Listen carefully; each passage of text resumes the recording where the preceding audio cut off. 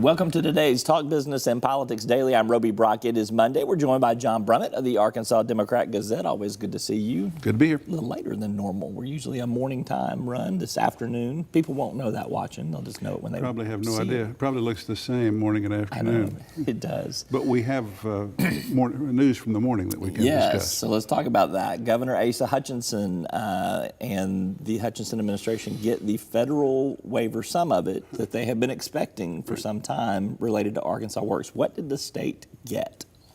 The state received formal permission, per its request, from the federal Medicaid people, the leader of which, whose name escapes me suddenly, came in person and did an on-site signing of the waiver by which Arkansas can now institute a work requirement for recipients of Medicaid on Medicaid expansion.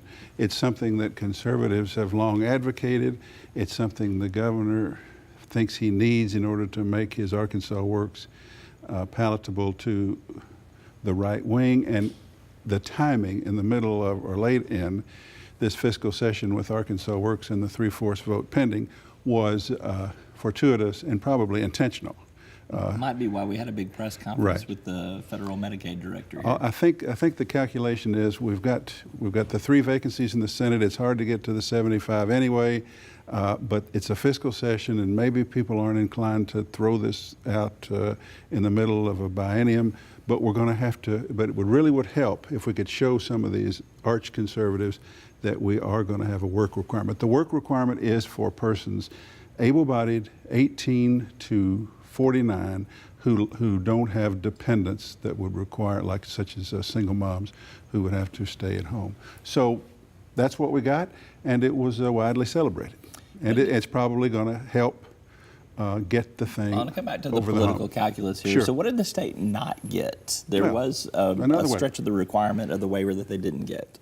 Well, it's a two-pronged waiver. The other thing they're seeking is permission to remove from the Medicaid expansion rolls, try not to be too technical, about 60,000 people who are in the income category between 100% of the poverty level and 138% of the poverty level. Medicaid expansion, by law, by the rules, requires states to cover up to 138% of the poverty level.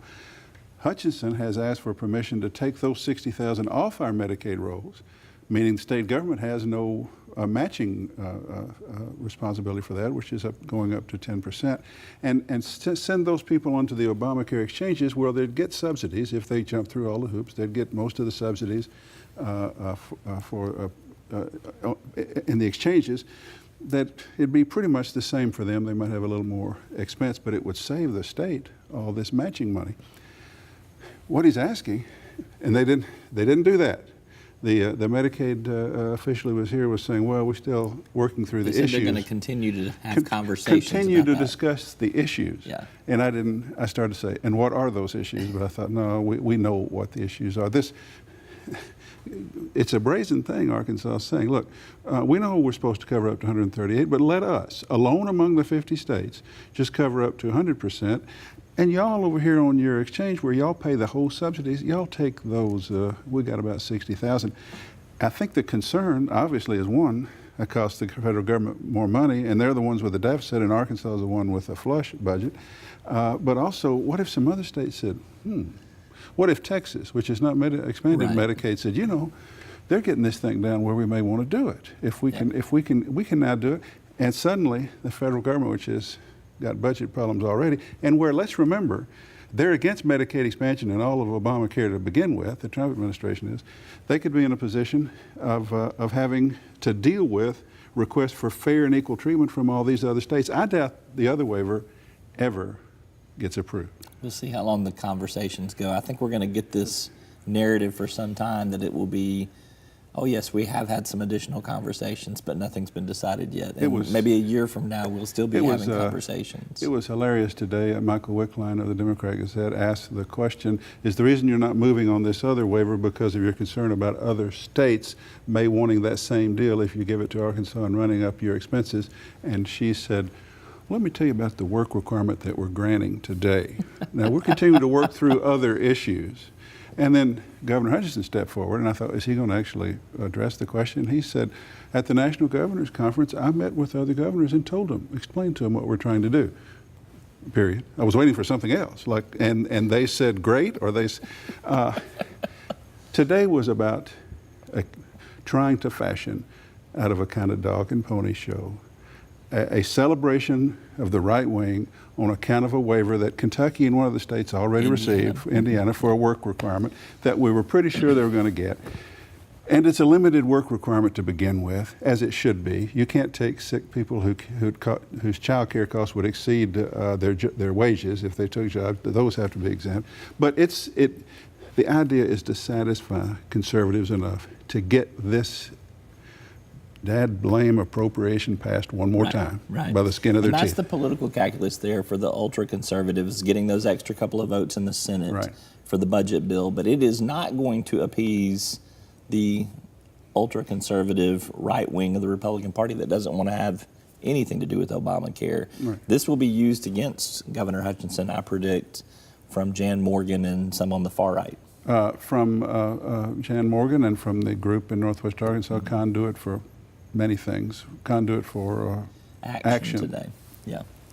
Yeah, they believe that we shouldn't pay anything for these poor people who won't get off their behinds and find work. Fact of the matter is, the people between 100 and 130% of poverty especially, that means they're working. They're just unskilled and they're not making a heck of a lot of money. They've probably got temporary or part-time work or horrible work. And Medicaid is actually as much for the working poor as the welfare poor. But yeah, they've got to pick up the legislative votes. They had to show this, and they probably will now pick them up. But that won't satisfy his primary opposition or extreme right-wing resistance. But let's remember, they're all supposedly against it.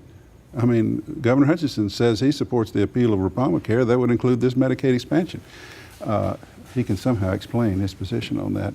It's called governing, John. You got to make something work when it's there. And let me tell you what works: ensuring 250,000 poor people, having them when they go to the hospital, getting their care reimbursed with an insurance card rather than eaten by these small rural hospitals that would be closed otherwise, having these poor people's insurance under our private option form purchased on the exchanges, which the rest of us buy from, and keeping premiums below what they would be otherwise for all of us, and then funneling into the state treasury,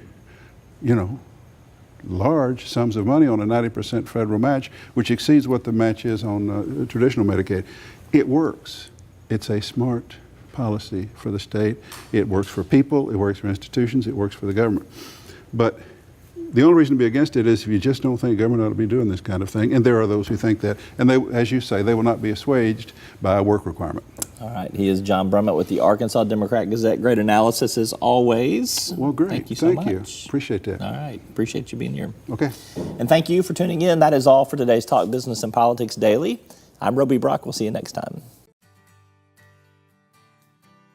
Arkansas Electric Cooperative Corporation provides electric energy across 2/3 of Arkansas. This is an exciting time in our energy history, with incredible progress being made in renewable energy and storage technologies.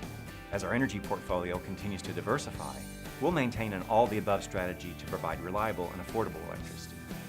Ever since the first light bulbs were placed in our members' homes, the electric cooperatives have been the solutions provider for our members, and we want to continue that well into the future. Each day, the promise of our nation begins again.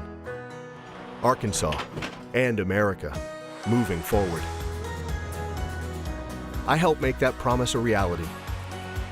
It's not for everyone, but people everywhere depend on us. Oh, I love you too, sweetie. Trucking delivers, or everything stops.